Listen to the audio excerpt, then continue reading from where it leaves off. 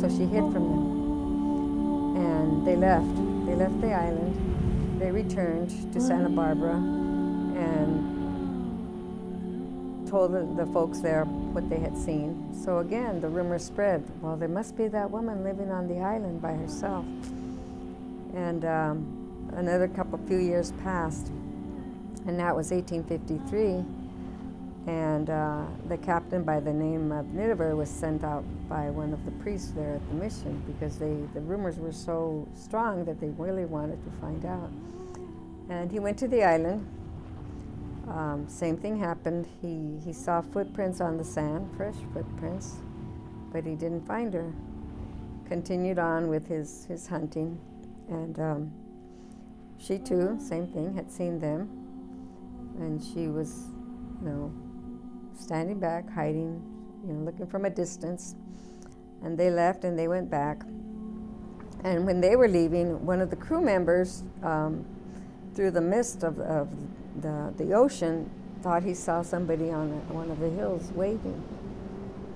And the mist was so strong, when he called everybody to look, nobody saw it.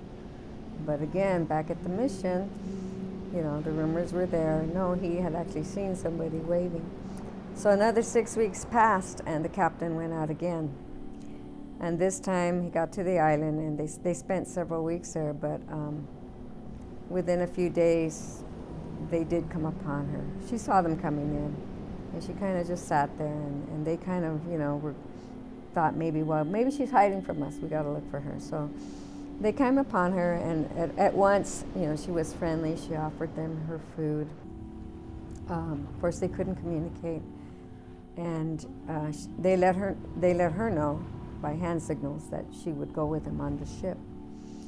And she did. She gathered her beautiful dresses, and she got on the ship with them and went to Santa Barbara Mission. And there she lived actually with the captain and his wife, and they had a couple of children. So they called for other native people from the area, but nobody could speak her language. And many people came to see the woman that had lived on the island for 18 years by herself. And they would bring her gifts, and she would turn around and take the gifts and give them to the children. And she would sing to the children, and she just, had this love for the little children. I think, no matter what language she spoke, they could, understand each other.